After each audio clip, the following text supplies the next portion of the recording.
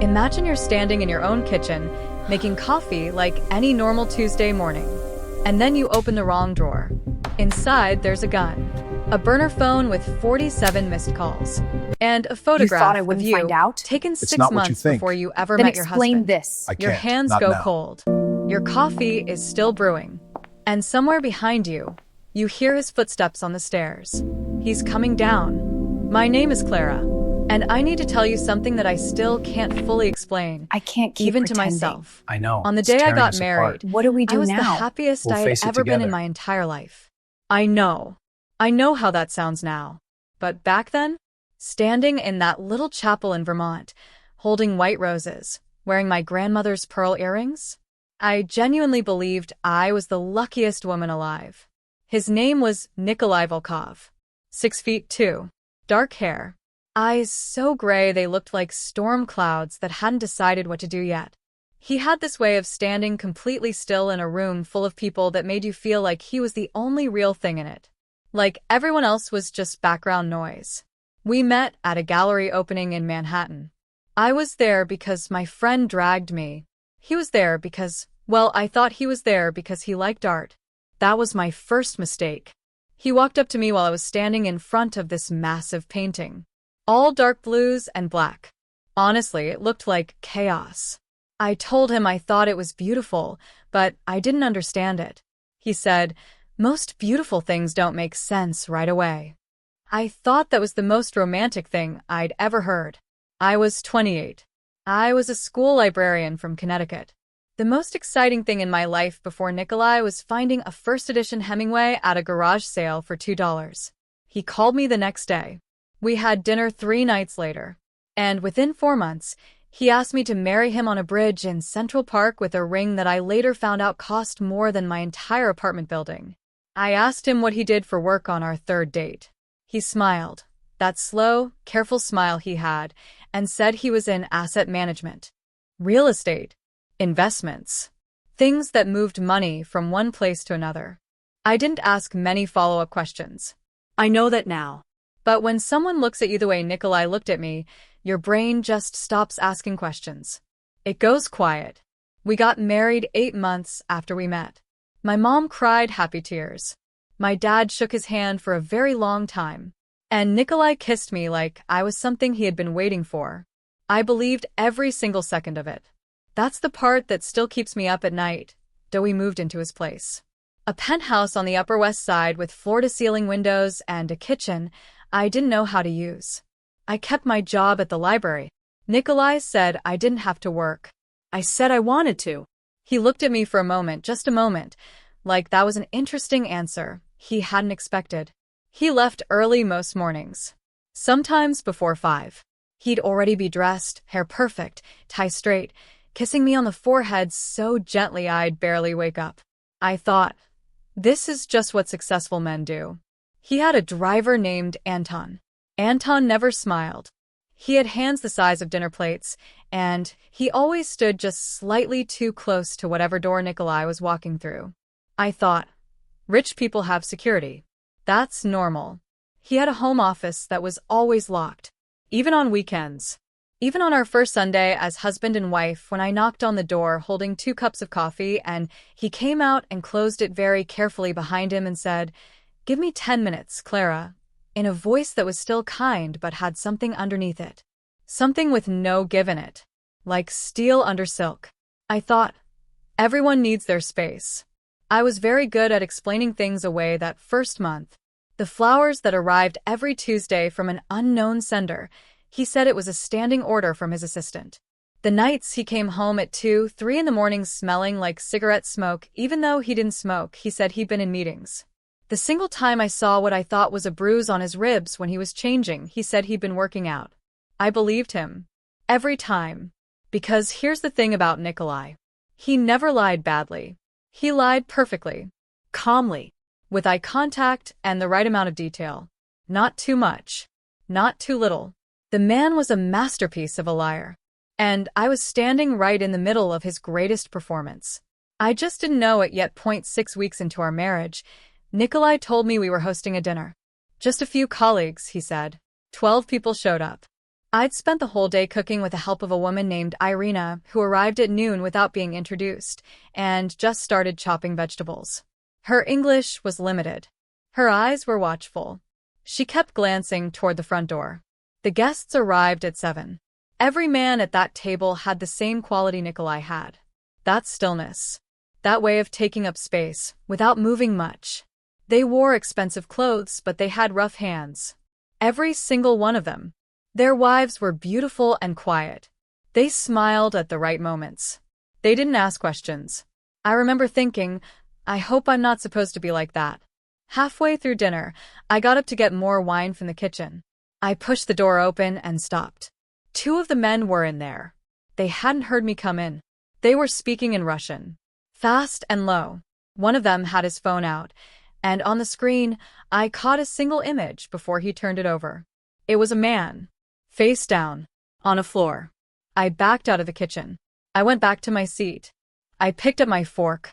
My hand was shaking just enough that it tapped the edge of the plate, and Nikolai, from across the table, looked up at me. He looked at me for exactly 2 seconds. Then he smiled and went back to his conversation. But those 2 seconds told me something my brain didn't want to know yet. He saw. He knew I'd seen something. And he wasn't worried. Why wasn't he worried? 2 weeks after the dinner party, Nikolai went to Chicago for 4 days. The first 2 days I was fine. I went to work. I came home. I watched TV. I missed him in that soft, embarrassing way you miss someone when you're still in the early glow of a marriage. On the 3rd day, I was looking for scissors. I went through the kitchen drawers. One by one. Junk drawer, rubber bands, take-out menus, dead batteries. 2nd drawer, dish towels. 3rd drawer, the one I'd never opened because it stuck. I yanked it hard and it gave way all at once. And there it was. A gun. Black. Heavy-looking. Real. A burner phone. Screen cracked. Battery removed and sitting beside it.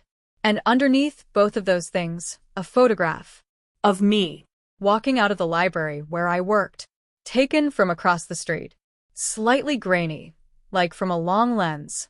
The date stamp in the corner said it was from 14 months ago. We met 13 months ago. My brain went very, very quiet. I put everything back exactly as I found it. I closed the drawer. I stood at the kitchen counter for a long time with both hands flat on the marble, pressing down hard, because I needed to feel something solid. He had a photo of me before we met. Before the gallery. Before the bridge. Before the ring. He knew who I was before he walked up to me. Which meant nothing about us was an accident. I was still standing there when I heard his key in the front door. He was home a day early. I turned around. He walked in, and he stopped when he saw my face. I've replayed this moment 1,000 times. I've thought about what I should have done. Pretended. Smiled. Gone to him. Instead I said, very quietly, "You're back early." And he said, "I missed you." And I almost believed it. Even then. That's how good he was. But my hands were still flat on the counter. And he looked down at them. And then he looked at the 3rd drawer.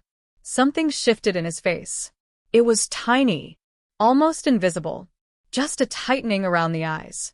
"Clara. Who are you?" I asked. He set his bag down slowly. He walked toward me slowly. Everything about him was slow and deliberate, like a man who understood that fast movements cause panic and panic causes problems. "I'm your husband," he said. That's not what I asked. He stopped 2 feet away from me. He looked at me for a long time. And in that look, I saw him making a decision. I could feel it happening like a temperature change in the room. He said, "Sit down, Clara. Tell me who you are." Sit. Down. Not mean. Not threatening. Just completely, utterly certain that I was going to do what he said. And God help me, I sat down. He pulled out the chair across from me. He sat. He folded his hands on the table like we were about to have a normal conversation. And he told me, "Not everything. I know that now, but enough." He said he ran certain operations in the city. Organizations that operated outside of legal frameworks. He said he was a man with enemies and that those enemies had, at some point, identified me as a weakness. even before he'd introduced himself to me. "So, you married me to protect me?" I said, and my voice came out strange and thin. He looked at me very carefully. "I married you because I wanted to. But you were watching me first." A pause. "Yes. Why was I on their radar? Who are these people? What is outside legal frameworks even? Clara." He said my name like it was a period at the end of a sentence. "There are things I'm going to tell you. And there are things that, for right now, it is safer for you not to know." I looked at this man, my husband, his gray eyes steady and certain, and I felt the floor disappear beneath me, because I realized something in that moment. I wasn't just married to a dangerous man. I was already inside his world, and I had no idea how deep. The walls of my beautiful penthouse suddenly felt very, very close, and I didn't sleep that night. I lay in our bed. His bed. I kept thinking his bed, and I stared at the ceiling while he slept beside me, completely calm, breathing slow, and even, like a man with absolutely nothing troubling his conscience. How does he do that? That was my first thought at 3 in the morning. How does a person know what he knows, be what he is, and still just sleep? I thought about my options. I listed them in my head like a grocery list, trying to be practical about it. Call the police. But what do I tell them? My husband has a gun and a burner phone? Half of New York has a gun and a burner phone. Call my parents. And say what? Leave. Just pack a bag and leave while he's asleep. I actually sat up. I swung my legs over the side of the bed. I sat there in the dark with my feet on the cold floor. And Nikolai, without opening his eyes, said, "Where are you going?" My heart slammed so hard I felt it in my throat. "Bathroom," I said. A pause. "Okay," he said. I went to the bathroom. I sat on the edge of the tub for 5 minutes. Then I went back to bed. Because here's what I understood in that bathroom, sitting on cold porcelain at 3 in the morning. He hadn't said, "Don't leave." He hadn't threatened me. He had simply asked where I was going in a way that made it perfectly clear he already knew. That was the scariest thing he could have done. A tea breakfast the next morning. Nikolai made coffee. He put a cup in front of me. He sat across from me like it was a completely normal day. Then he said, "I want to explain how things work." I wrapped my hands around the mug. "Please. Your life is not going to change in the ways you're afraid of," he said. "You keep your job. You see your friends. You see your family. Nothing changes on the surface. But there will be a car outside your library every day. Victor. You've seen him. He waited outside a few times when I picked you up." I thought of a quiet man in a black coat I'd noticed, and assumed was just a driver waiting for someone. "He's not a driver," I said. "He's protection." "From who?" "People who would use you to get to me." I set my mug down. "Nikolai, I need you to understand something. I am a librarian. I recommend books to children, and I organize used paperback sales, and I have a cardigan with a small coffee stain on the left sleeve that I keep forgetting to wash. I am not a person who has bodyguards." He looked at me for a moment, and I saw something move across his face. Something that, in a different situation, I would have called warmth. "You are now," he said. "This isn't a negotiation?" "It's not." I looked out the window. 50 floors down, the city was starting its day. Tiny yellow cabs. People walking fast, heads down, going about lives that made sense to them. I want that, I thought. I want to be one of those people. "What are you?" I asked. "Exactly. Give me the real word." He considered this for a moment, like he was deciding how much reality I could handle. "I run the Volkov organization," he said. "We control certain territories, certain businesses, legitimate and otherwise, in this city and in 4 others." "Mafia," I said. He didn't flinch. "That's a word people use." "Is it the right word?" "A beat." "Close enough." I picked up my coffee. My hand was steady now, which surprised me. "I need to call my mom," I said. "She wants to do Sunday dinner this week." He blinked. "Okay. I'm telling you, because apparently I tell you my movements now." He was quiet for a second. "Clara, I'll be home by 9. I got up. I got dressed. I went to work. And Victor, in his black coat, was waiting 40 feet from my front door. I told myself it was fine. I told myself I could handle this. I told myself I'd figure a way out. I just needed time to think. What I didn't know was that Nikolai was already 3 steps ahead of every thought I hadn't had yet. I'm not proud of how I did it. It wasn't elegant.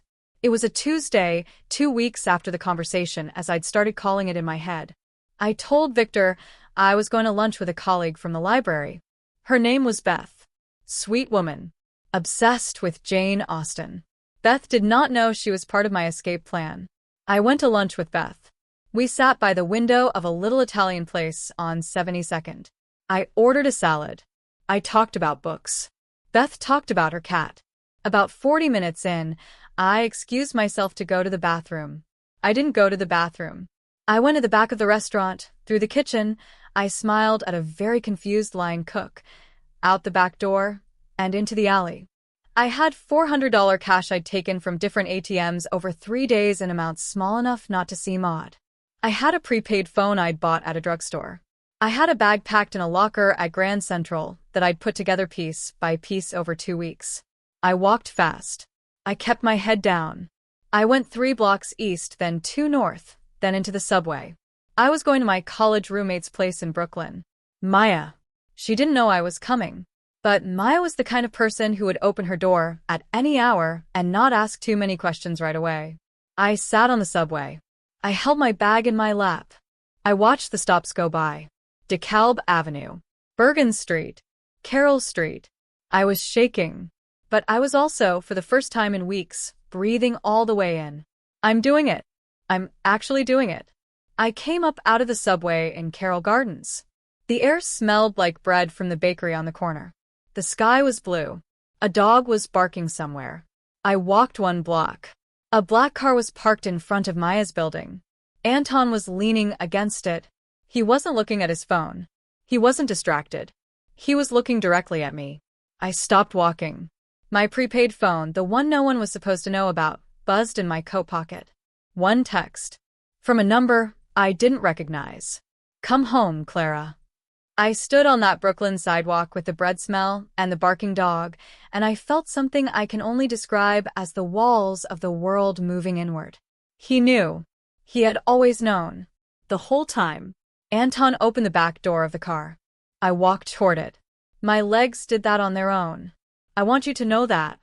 Some part of me understood, without being told, that the alternative to getting in that car was something I was not ready to face. The drive home was completely silent. Nikolai was waiting in the apartment. He was sitting at the kitchen table with a glass of water. Not angry. Not cold.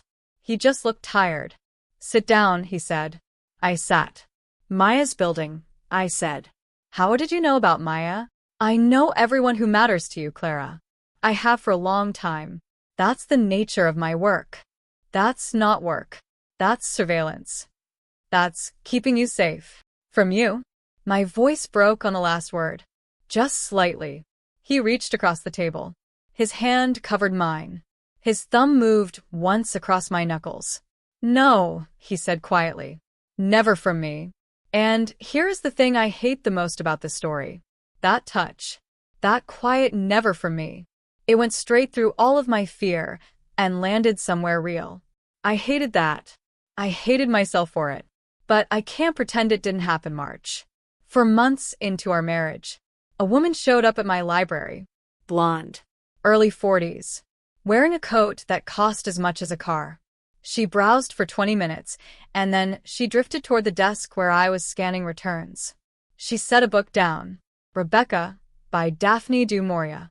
Good choice, I said, because that's what I do. She looked at me. My name is Sokolov, she said softly. You don't know that name yet. But your husband does. I kept my face very still. Can I help you with something? I want you to give him a message, she said. Tell him Elena says the agreement is over, and that the debt he owes my family is now going to be collected differently. My throat felt like it was full of something solid. Collected how? I said. She looked at me with something that wasn't quite pity. However is most effective. She took her book. She walked out. I stood behind my desk for a full minute without moving. Then I picked up my phone and called Nikolai. He answered on the first ring. He always answered on the first ring when I called. A woman named Elena Sokolov just came into my library, I said. A silence that lasted exactly 3 seconds. I'm on my way. Nikolai. But he'd already hung up. Victor appeared inside the library door 4 minutes later. He didn't say anything. He just took up a position near the entrance and watched everyone who came in. I kept scanning books. My hands were ice cold. My library. My safe place. He had found me here. Or she had. Either way, there was no safe place anymore. Not one I could name. That night, Nikolai told me more. The Sokolov family ran operations out of Brighton Beach. He and Elena's late husband had a business arrangement for years.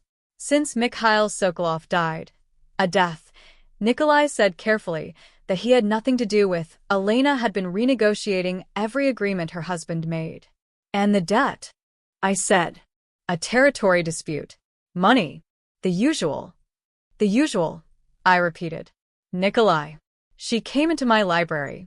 She knows where I work. She was sending you a message using me as the delivery system. Like I know. A prop. A note passed in class. I'm not a real person to these people. I'm just something connected to you. Clara. Don't say my name like that. Don't use that voice like you're calming down a child. I was on my feet now. My chair scraped back. My voice was louder than I'd ever let it get with him.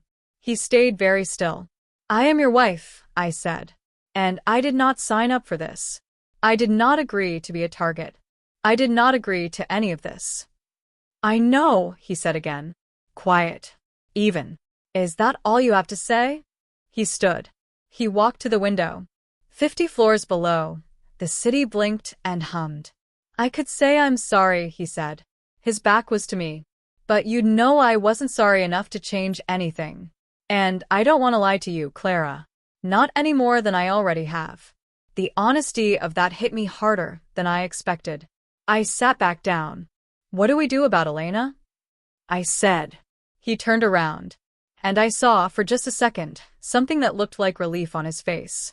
Like my asking we instead of you meant something to him. I handle Elena, he said. You do nothing. And if she comes back to my library? She won't. How can you? She won't, he said. And in his voice was that thing again. That steel. I promise you that. I looked at him for a long time. This man, my husband, who is dangerous and lying and watching me and somehow still the person I miss when he's not in the room. What is wrong with me? What is happening to me? Something changed between us after that night. I don't know how to explain it without sounding like I've lost my mind. Maybe I had, but when two people share a danger, a real one, something happens. The normal walls between them stop making sense. I started asking questions. Real ones. And Nikolai started answering them. Not all the way. Never all the way. But more than before. I found out he'd come to America at 16 with his father, who was already embedded in the organization that would eventually become his. I found out he had a younger sister in Prague who thought he was an import-export businessman, and he was determined to keep it that way. I found out the stillness he had, that quality that had drawn me to him at the gallery, came from years of learning that showing emotion in his world was the same as showing vulnerability, and vulnerability got people killed. Were you ever just a regular person? I asked one night. We were on the couch. The city was dark outside. It was the closest we'd been in weeks. He thought about this seriously. I was 10, he said. For a little while.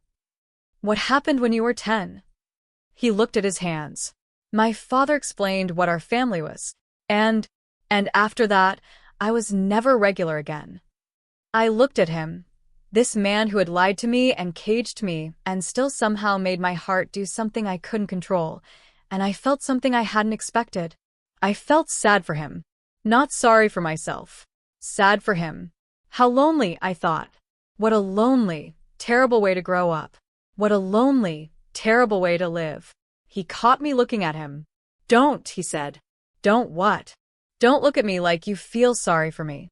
I don't feel sorry for you, I said. I feel sorry for the 10-year-old. He went very quiet. And then he said something so softly I almost missed it. Me too. That night, I let him hold my hand while we watched something forgettable on TV. And I hated myself a little less for it than I expected. But the next morning, Elena Sokolov sent a bullet through our living room window at 6 a.m. And everything soft between us burned away. The bullet came through the glass at 6:04 in the morning. I know the exact time because I was already awake, standing at the kitchen counter, making coffee. The window was 20 feet away. The bullet hit the wall behind the couch where we'd been sitting 6 hours before. The sound was, I don't have a good word for it. Not like TV. Just a crack, and then glass, and then a ringing in my ears that lasted for hours. Nikolai was in the bedroom. He was in the hallway in 4 seconds. Not panicked. Eyes wide and clear and scanning. Are you hit? No. He crossed me in 3 steps and ran his hands over my arms, my face, checking, even though I'd just told him I wasn't hit. We're leaving, he said. Right now. Don't take anything you can't grab in 60 seconds. Where are we? Now, Clara. I grabbed my phone, my shoes, my coat. We were in the elevator in 90 seconds. Anton had a car in the underground garage. We were on the street in under 3 minutes.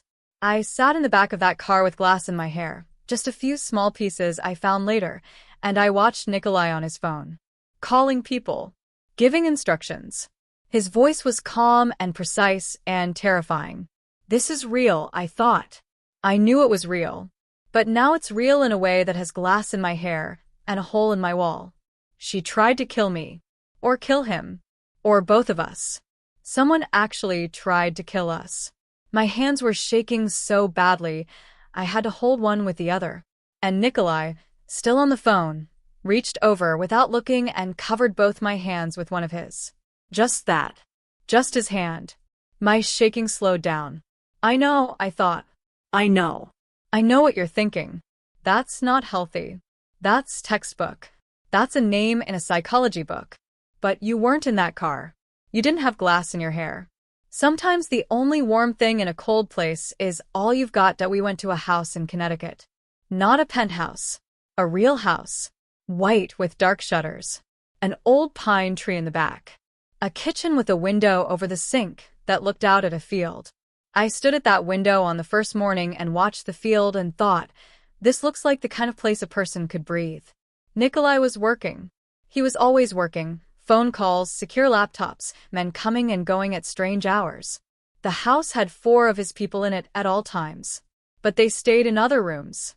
And the house was quiet the way the penthouse never was. On the second day, I walked to the pine tree in the backyard and sat in the cold grass and called my mom. I told her I was visiting a friend upstate. She told me my aunt was having knee surgery. She said she'd made the beef stew I liked. We talked for 20 minutes about completely ordinary things. When I hung up, I was crying. Just a little. Into my coat collar. I want to go home, I thought. My real home. The one from before him. But where is that? That apartment in Connecticut I gave up when I married him? The life I had before that I can't fully remember anymore, because he is everywhere in my memory now. When did he become the thing my life is organized around? When did I let that happen? That evening, Nikolai found me still, at the kitchen window. He stood beside me. We looked at the field. I'm going to deal with Elena this week, he said. What does deal with mean? He was quiet. Nikolai. It means she stops being a problem. I turned to look at him. Are you going to hurt her? I'm going to give her a choice, he said. The right choice will be to stand down. I believe she'll take it. And if she doesn't, then I protect what's mine. What's mine? 2 words. Completely said without drama or possession or threat. Just a fact. Like gravity. Am I what's yours? I asked. He turned to look at me. Yes. I didn't agree to that. I know. I don't belong to anyone. I know that too. Then why did you say it? He looked out at the field again. Because the other word scares me. What other word? A pause that felt very long. Loved, he said. What's loved? That word makes you a different kind of target. And I already failed to protect you once this week. The field was very still outside. The pine tree moved a little in the wind. I didn't say anything. I didn't have to. We both just stood there, at that window, with that word hanging in the air between us. And it was the most honest moment of our entire marriage. On the third night at the safe house, I couldn't sleep again. I went to the kitchen and found Nikolai already there, sitting at the table. A glass of something amber. Not drinking it. Just sitting with it. I sat across from him. Tell me how it really started, I said. All of it. No more half answers. He looked at the glass. Clara. I've been shot at. I have a right to the whole story. A long pause. Then, my organization had a file on you because of your father. I blinked. My dad? He's a high school history teacher. He was. Before that, he was a translator for a federal agency. For 18 months, when he was very young, before you were born, he translated documents connected to a case that involved a lot of families, including mine. I stared at him. My dad doesn't. He has never mentioned. He probably doesn't think about it anymore. It was decades ago. But records exist. And in my world, when someone has a connection, any connection, no matter how old, to federal work, their family gets noted. I was noted because of something my father did before I was born, I said slowly. You came to my attention through a routine update to the file, he said. And then I had you looked into. And then, he stopped. And then I just wanted to know more about you. It stopped being about the file. It became, he rubbed his jaw. It became something else. When? The third surveillance report, he said. You let a homeless man sit in your library for 4 hours in a rainstorm, even though a patron complained. You brought him coffee, and you found him a book you thought he'd like, and you never said a word to anyone about it. Just did it. My eyes were burning. You fell for me from a surveillance report, I said. I know how that sounds. It sounds insane, Nikolai. I know. It sounds like something a person with no social skills and too much power does instead of just going to a gallery and hoping you'd be there, he said. A ghost of something on his face. Yes. I pressed my fingers to my eyes. You could have just met me normally. Men in my position don't get normal, Clara. You could have tried. I did try, he said quietly. The gallery was trying. It was the closest I could get. I sat there for a long time. Is this forgivable? I asked myself. Loving someone who chose you through a file? Who watched you before you knew he existed? Who has put you in physical danger? I didn't have the answer. Not yet. But I had one more question. Did you love me before we got married? I said. He looked at me across the table. Yes, he said. That's why I made sure you were protected before I ever introduced myself. The photo in the drawer. You were protecting me from yourself. He said nothing, but his jaw moved. That was a yes. Oh. The next morning, Nikolai left early. He kissed my forehead. He looked at me for a moment longer than usual. Stay inside today, he said. What's happening today? I'm going to have a conversation. He left. I stayed inside. I read. I drank tea. I walked laps around the living room. At 2 in the afternoon, I heard shouting from the front of the house. I looked out the window. A car had pulled into the drive. Not one of Nikolai's cars. A dark blue one. And Elena Sokolov got out. Not Nikolai's men stopped her. They were out front, 2 of them, and they moved toward her, but she put her hands up and said something, and one of them got on his phone. She looked up at the house. She looked directly at the window where I was standing. I should have stepped back. Instead, I held her gaze. She was alone. No gun visible. Just a woman in a good coat standing in a driveway in Connecticut looking at me like I was an equation she was still solving. Nikolai's man waved her in. She came inside. We sat in the living room, the 2 of us, with Nikolai's man standing in the doorway. He went to see me this morning, she said. Your husband. I know. He made an offer. Generous. More than fair. She folded her hands. I came to tell you that I'm going to accept it. Why are you telling me? She looked at me with those calculating eyes. Because I wanted to see what kind of woman he married. To understand why he changed the rules for her. What rules? Nikolai Volkov has never offered peace to anyone who threatened him. He has always responded with force, with finality. A pause. He offered me a settlement. He gave up a territory he has held for 9 years. Why does that matter to me? Because it means you matter to him more than 9 years of work, she said simply. And that is either very good for you, or very dangerous. She left 20 minutes later. The house was very quiet after she drove away. He gave up territory for me, I thought. He changed how he operates. For me. Is that love? Or is that just a more sophisticated kind of ownership? I didn't know. I still didn't know. But I knew I had a choice to make. A real one. And for the first time, I felt like it might actually be mine to make. Nikolai came back that evening. He walked in, and he saw my face, and he stopped. She came here, he said. Not a question. Yes. I'll talk to my... No. Sit down. I need to say something. He sat. He watched me. Very still, very present. I stood across from him, because I needed to be on my feet for this. I want an exit, I said. I want you to show me a way out of this marriage that keeps me safe, that protects my parents, that makes sure none of your enemies can use me anymore. He was very quiet. Is that possible? I said. Yes or no? Yes, he said. It's possible. Okay. But I want to tell you something first, he said. And then the decision is yours. Completely. I crossed my arms. Tell me. I can make you safe as Clara Whitfield again. Clean name. Protected identity. Your parents flagged and watched over without them knowing. Your life returned to you. But I will spend every day for the rest of my life knowing I had something real and I threw it away because I was too selfish to tell the truth at the beginning. You were selfish, I said. That's not wrong. Yes. You lied to me.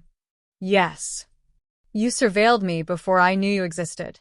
Yes. You put me in danger. Yes. Not intentionally. But yes. I looked at him. This man. Gray eyes. Still hands. All that terrible honesty. Finally. Too late. All at once. Do you actually love me? I said. Or, do you love that you chose me? Because those are different things. He thought about this. Really thought. And that, the fact that he didn't answer immediately, was the first real thing he'd ever given me. Both, he said finally. In the beginning, maybe more of the second. Now, it's entirely the first. You are the most. You are the only person I have ever been afraid of losing. And I have lost things that would break most people. You are different. Why? Because you looked at what I am, and you got angry instead of disappearing. And you stayed angry. And you kept asking questions. And you didn't let me calm you down with a look. A pause. You're the first person since I was 10 years old who has treated me like I owe them the truth. And you're right. I do. My eyes were stinging. I hate you a little, I said. I know. And I stopped. I don't hate you enough. I know that too. This isn't normal. No. I can't just forgive everything and pretend. I'm not asking you to pretend anything, he said. I'm asking if you want to try. With full knowledge. With actual honesty. With whatever rules you need to feel like it's yours and not mine. I'm asking if there is any part of this, he gestured between us, that you want to keep. The room was very quiet. Outside, the pine tree moved. I thought of the gallery. That painting of dark blues and black chaos. Most beautiful things don't make sense right away. He'd said that, and I'd thought it was romantic. Now I thought. He was describing himself. He knew it then. He was telling me. He was always telling me. I just needed to learn the language that I didn't answer him that night. I said I needed time. He nodded like that was reasonable. He didn't push. That was new. That absence of pushing. I took 3 days. I called my best friend Maya. I didn't tell her everything, I couldn't, but I told her I was at a crossroads in my marriage and that my husband had not been honest with me about who he was and that I had to decide whether who he was now was someone I could build a real life with. Maya, who has never given bad advice in her life, said, "The question isn't who he was. It's who he is when he's standing in front of you being honest. Is that a person you can love? I thought about him at the kitchen table with his untouched drink. I thought about his hand on mine in the back of the car. I thought about 9 years of territory. I thought about the 10-year-old who was told what his life was going to be. I thought about the surveillance report. A man falling for a woman because she brought a stranger coffee in a rainstorm. There are worse reasons. There are much worse foundations than, I watched you be kind when no one was looking, and I wanted to know the person who did that. On the third day, I walked into the room where Nikolai was working. He looked up. He waited. I have conditions, I said. Something shifted in his face. Very carefully controlled. But I saw it.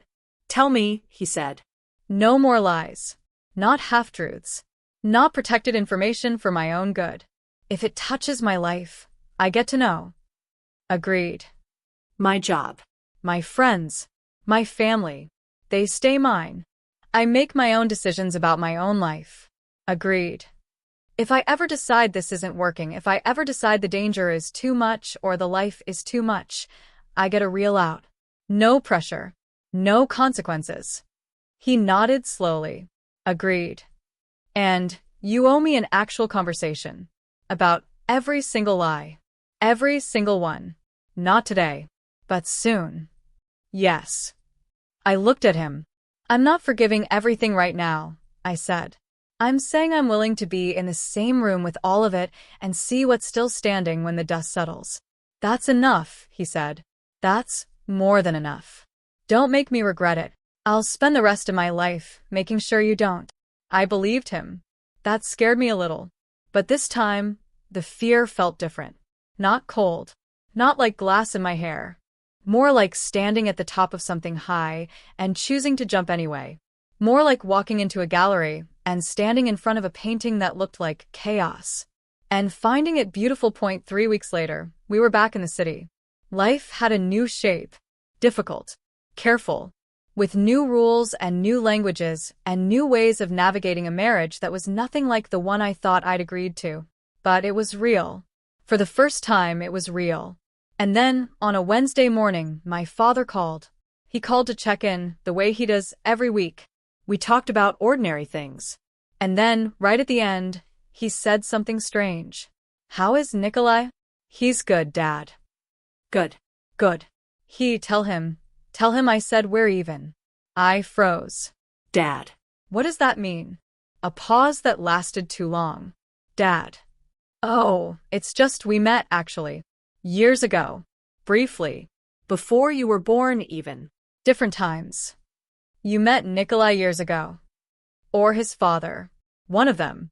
The name, I recognized the name on your wedding invitation and he stopped. Clara, it was all a very long time ago. And things worked out, didn't they? Everything works out. Dad, what are you saying? I'm saying I'm glad you're happy, sweetheart. I'll see you Sunday. He hung up. I sat very still. My father knew the Volkov name. My father had history with Nikolai's family. And Nikolai had said the file existed because of my father's past. But what if it wasn't just a file? What if my father knew? What if our meeting, that gallery, that painting, that bridge in Central Park, wasn't just Nikolai finding me? What if someone arranged it? What if my own father? I looked up. Nikolai was standing in the doorway. He'd heard enough of my side of the call. I could see it in his face. How much do you know? I said. His expression told me everything before he opened his mouth. Clara, how much does my father know? A pause. The longest one yet. Sit down, he said. I looked at my husband. My dangerous, complicated, finally honest, still secret-keeping husband. And then I laughed. It wasn't a happy laugh. It was the kind of laugh that comes out when the alternative is screaming. Sit down, I said back to him. You sit down. I'll make coffee. And then you're going to tell me every single thing. He looked at me for a moment. And then, slowly, genuinely, in a way I had never quite seen before on that carefully controlled face, he smiled. Not the slow, calculated smile from the gallery. A real one. Okay, he said. He sat down. I made coffee. And the next chapter of the strangest love story I've ever lived began exactly like the first one, with a man sitting across from me, ready to explain himself. Except this time, I already knew who he was. And I had decided he was worth the trouble. For now. Ask me again in a year. That's my story. The one I'm still living. The one that started in a drawer full of things that had no business being in my kitchen. My name is Clara Volkov. I kept the name, don't ask me why. I'm still figuring that one out. My husband runs an organization that I now know a great deal more about than I ever wanted to. My father and I had a very long Sunday dinner last week where a lot of things were said that can't be unsaid. We're working on it. And Victor still waits outside my library. But now he waves. That's something. That's not nothing. Life is strange. Love is stranger. And the most dangerous people aren't always the ones you should run from. Sometimes they're the ones who handed you coffee and showed up at the right gallery. Sometimes the chaos is the painting. Sometimes you stand in front of it long enough and it starts to make sense.